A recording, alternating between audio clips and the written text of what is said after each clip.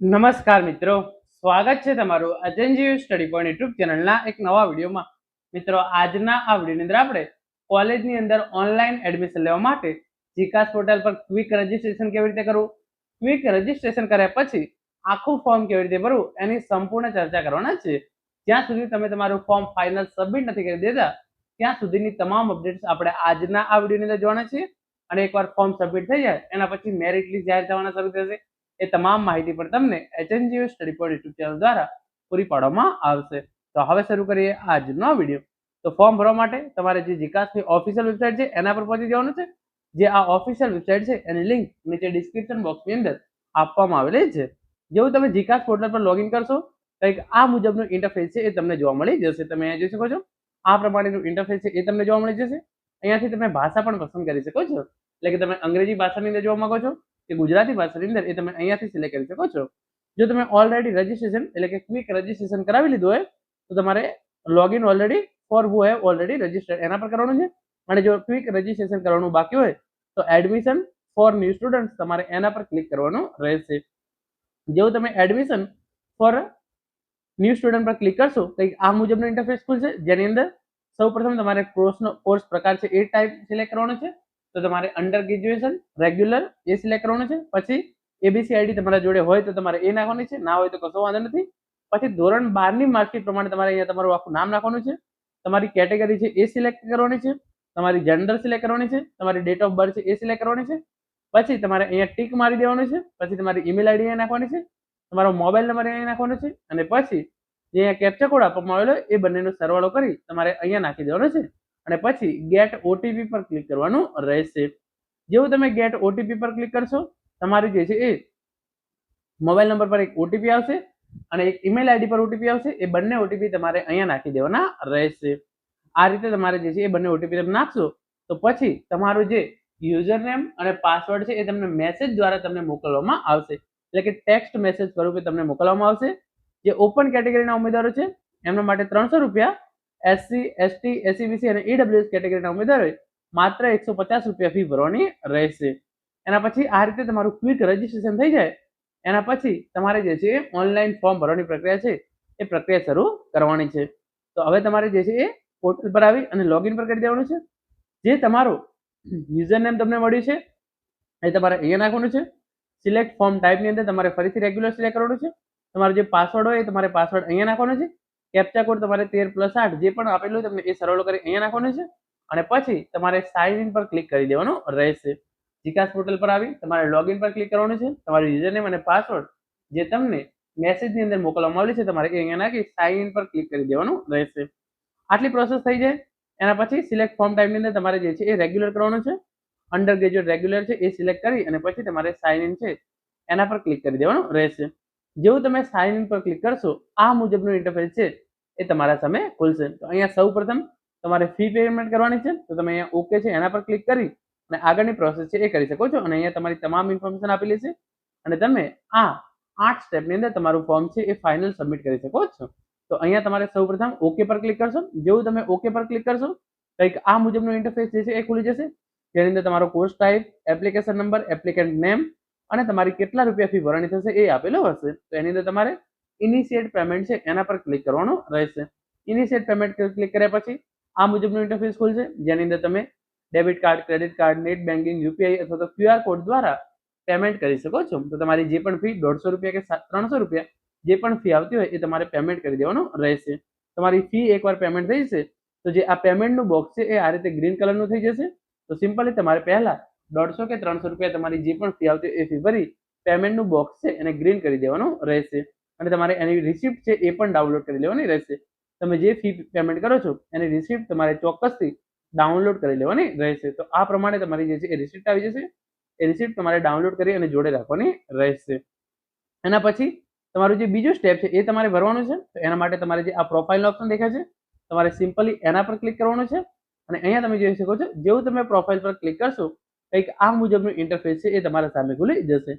એની અંદર સૌપ્રથમ કોર્સનો પ્રકાર છે એ આપોઆપ આપેલો હશે, તમારો અરજીક્રમ આપેલો છે, તમારું નામ આપેલું હશે, પછી તમારી જન્મ તારીખ આપેલી હશે, ઈમેલ આઈડી અને મોબાઈલ નંબર છે એ તમને આપેલો હશે. અહીંયા તમારા પિતાનું આખું નામ તમારે અહીંયા નાખવાનું છે. માતાનું તમારે આખું નામ અહીંયા નાખવાનું છે, માતા અથવા પિતાનો મોબાઈલ નંબર છે એ તમારે અહીંયા નાખવાનો છે. કેટેગરી ઓલરેડી સિલેક્ટેડ હશે. પછી ના સિલેક્ટ હોય તો તમારે કરી લેવાની છે. પછી જાતિના પ્રમાણપત્રની તારીખ નાખવાની છે અને નોન ક્રિમિનલ પ્રમાણપત્રની તારીખ તમારે અહીંયા નાખવાની રહેશે. એટલે કે તમે એસસી, એસટી કે ઓબીસી કેટેગરીમાંથી આવતા હોય તો તમારે આ ડોક્યુમેન્ટની ડિટેલ છે એ ભરવાની રહેશે. જેન્ડર છે એ તમારે સિલેક્ટ કરી લેવાની છે. કોઈ તમે દિવ્યાંગ હોય તો એનો પ્રકાર છે એ સિલેક્ટ કરી લેવાનો છે. પછી લઘુમતીમાંથી તમે આવતા હોય તો એ તમારે યસનું સિલેક્ટ કરી લેવાનું છે. પછી ધર્મ, પછી તમારે અહીંયા તમારો ધર્મ સિલેક્ટ કરવાનો છે. રાષ્ટ્રીયતા ઇન્ડિયન કરવાની છે. તમારો આધાર કાર્ડ નંબર જે છે એ તમારે અહીંયા નાખવાનો જ છે. આધાર કાર્ડ પ્રમાણે તમારું અહીંયા નામ નાખવાનું છે અને તમારી એબીસી આઈડી તમારા જોડે હોય અથવા તો અપાર આઈડીનો નંબર તમારા જોડે હોય તો તમારે એ અહીંયા નાખી દેવાનો રહેશે. આટલી તમામ વિગતો તમે જે છે એ અહીંયા નાખી દેશો. કઈ રીતે નાખવાની એની તમામ ઇન્ફોર્મેશન તમે અહીંયા જોઈ શકો છો. પરંતુ આટલી વિગતો તમારે જે છે એ પ્રોફાઇલની અંદર નાખવાની રહેશે. એના પછી નીચે તમારે તમારું એડ્રેસ છે એ નાખવાનું છે. તમારું જે છે એ અત્યારે પત્રવ્યવહાર એટલે કે હાલનું સરનામું તમારે અહીંયા નાખવાનું છે પહેલા, અને એના પછી કાયમી સરનામું છે એ તમારે બાજુની અંદર નાખવાનું છે. જો હાલનું અને કાયમી સરનામું બંને એક જ હોય તો અહીંયા તમારે જે બોક્સ આપેલું છે એના પર ટિક કરી દેવાનું છે. તો બંને સરનામું એક જેવું ભરાઈ જશે. આટલું કર્યા પછી તમારી જે છે એ નીચે તમે જોઈ શકો છો ધોરણ 10 ની વિગતો છે એ તમારે નાખવાની રહેશે. તો ધોરણ 10 ની વિગતો નાખવા માટે સૌપ્રથમ તમે જે છે એ કયા મહિનાની અંદર પાસ કર્યું એ લખવાનું છે, કયા વર્ષની અંદર પાસ કર્યું એ લખવાનું છે, તમારો ધોરણ 10 નો બેઠક નંબર એ લખવાનો છે અને તમારે કેટલા ટકા ધોરણ 10 ની અંદર આવેલા છે તમારે એ લખી દેવાનું રહેશે. તમારે કેટલા ટકા છે એ લખવાના રહેશે. એના પછી નીચે તમારે તમારો ફોટો અપલોડ કરવાનો છે, તમારી સિગ્નેચર છે એ અપલોડ કરવાની રહેશે. તો અહીંયા ચૂઝ ફાઇલ પર જવાનું છે. તમારે ફોનની અંદર જે પણ તમારો ફોટો પડ્યો એ ફોટો ચૂઝ કરવાનો છે અને પછી એને અપલોડ કરવાનો છે. તમારી સિગ્નેચર છે એને ચૂઝ કરવાની છે અને એને તમારે અહીંયા નીચે અપલોડ કરી દેવાની રહેશે. આટલી તમામ ઇન્ફોર્મેશન થઈ જાય પછી તમારું જે છે એ બીજું સ્ટેપ છે એ શરૂ થશે.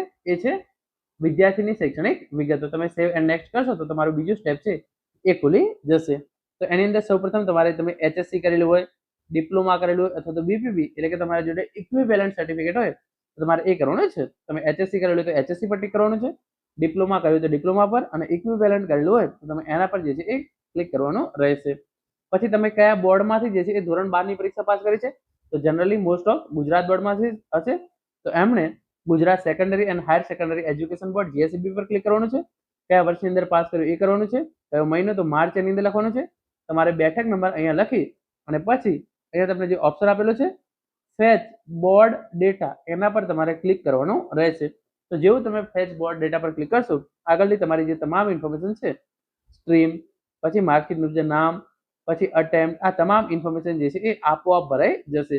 અને જો તમે 2020 પહેલા ધોરણ 12 પાસ કરેલું હોય તો અનફ્રીજ એચએસસી ડિટેલ્સ તમારે એના પર ક્લિક કરવાનું છે અને એના પછી તમારે તમામ વિગતો જે છે એ અહીંયા નાખવાની છે. તો આ તમારી તમામ વિગતો જે છે એ તમે આપોઆપ જે છે એ ભરાઈ જશે. તો તમારી આ વિગતો જે છે એ પેજ પર ક્લિક કરશો તો આપોઆપ તમારી તમામ ડિટેલ છે એ અહીંયા ભરાઈ જશે. જેવું તમે એના પર ક્લિક કરશો અહીંયા તમે જોઈ શકો છો your HSC data fetch from system please verify. તો તમારે સિમ્પલી એના પર ઓકે પર ક્લિક કરી દેવાનું રહેશે.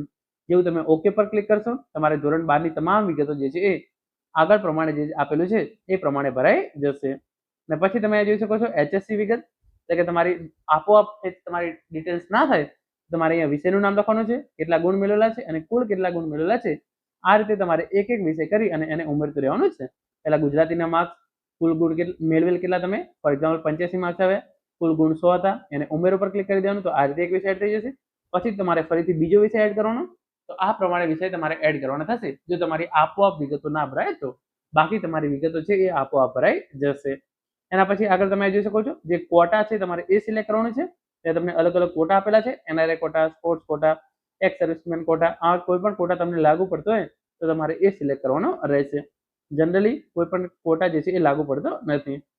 જે તમે કોટાની અંદર એડમિશન મેળવવા માંગો છો એના સામે બોક્સ પર ટિક કરવાનું રહેશે. તો એ પ્રમાણે જે પણ કોટા લાગુ પડતો હોય એ તમારે જે છે એ સિમ્પલી સિલેક્ટ કરી દેવાનો રહેશે. જો કોટા સિલેક્ટ ના કરવાનો હોય એટલે કે તમને લાગુ ના પડતો હોય તો તમારે જે છે એની અંદર કશું પણ કરવાનું નથી. એના પછી તમે જોઈ શકો છો એપ્લિકેન્ટ ચોઇસ કમ પ્રેફરન્સ ડિટેલ્સ. પછી એની અંદર તમારે જે છે એ યુનિવર્સિટીનું નામ સિલેક્ટ કરવાનું છે, કયા કોર્સ તમે કરવા માંગો છો એ સિલેક્ટ કરવાનું છે, કયા જિલ્લાની અંદર એ કોર્સ સિલેક્ટ કરવા માંગો છો એ સિલેક્ટ કરવાનું છે, અને છેલ્લે કઈ કોલેજની અંદર તમે જે છે એ કેવા પ્રકારની કોલેજ એટલે કે સરકારી કોલેજ, ખાનગી કોલેજ કે ગ્રાન્ટેડ એડ કોલેજ સિલેક્ટ કરવા માંગો છો એ સિલેક્ટ કરી અને તમારે સિમ્પલી સર્ચ પર ક્લિક કરી દેવાનું રહેશે. જેવું તમે સર્ચ પર ક્લિક કરશો તમે અહીંયા જોઈ શકો છો તમામ ઇન્ફોર્મેશન તમને આપેલી છે. અહીંયા તમે જે પણ કોર્સ ચૂઝ કરેલો છે એના માટેની જે પણ કોલેજો જીકાસ ઉપર ઉપલબ્ધ છે એ તમામની ઇન્ફોર્મેશન જે છે એ અહીંયા જોવા મળી જશે. તમે અહીંયા જોઈ શકો છો યુનિવર્સિટીનું નામ આવી જશે, પછી કોલેજનું નામ આવી જશે, પછી એનો તમે કોર્સ છે, પ્રોગ્રામ કોડ આવી જશે, કયા કયા મેઇન સબ્જેક્ટ છે એના સાથેની તમામ ઇન્ફોર્મેશન જે છે એ તમે જોઈ શકો છો અહીંયા આવી જશે. તો એમાંથી જે આગળ તમને અહીંયા એડનો ઓપ્શન દેખાય છે એના પર ક્લિક કરી તમે જે પણ કોલેજની અંદર એડમિશન મેળવવા માંગતા હોય એ તમારે સિલેક્ટ કરવાની છે.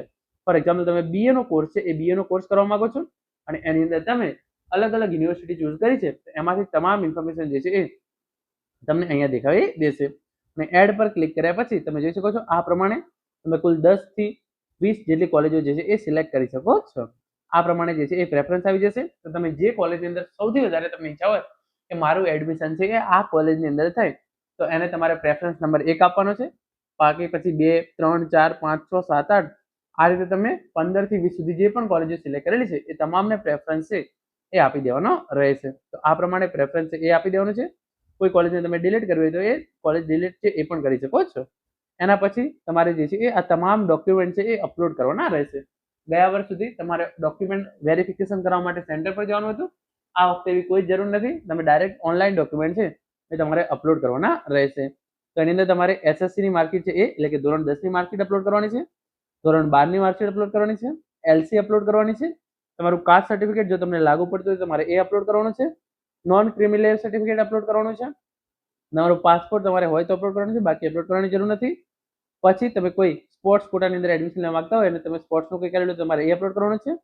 કાશ્મીરી માઇગ્રન્ટ સર્ટિફિકેટ, તો આમાંથી તમને જે ડોક્યુમેન્ટ લાગુ પડે છે એ ડોક્યુમેન્ટ તમારે અપલોડ કરવાના છે. મેઇન છે ધોરણ 10 ની માર્કશીટ, ધોરણ 12 ની માર્કશીટ, LC અને કાસ્ટ સર્ટિફિકેટ અને નોન ક્રિમિનલ સર્ટિફિકેટ SCBC કેટેગરીના વિદ્યાર્થીઓ માટે. તો આટલા ડોક્યુમેન્ટ છે એ તમારે અહીંયા અપલોડ કરી દેવાના રહેશે.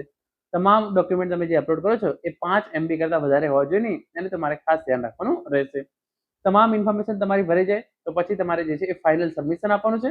એના માટે અહીંયા જે બોક્સ આપેલું છે તમારે એના પર ક્લિક કરવાનું છે અને જે ફાઇનલ સબમિશન આપેલું છે તમારે એના પર ક્લિક કરી દેવાનું રહેશે.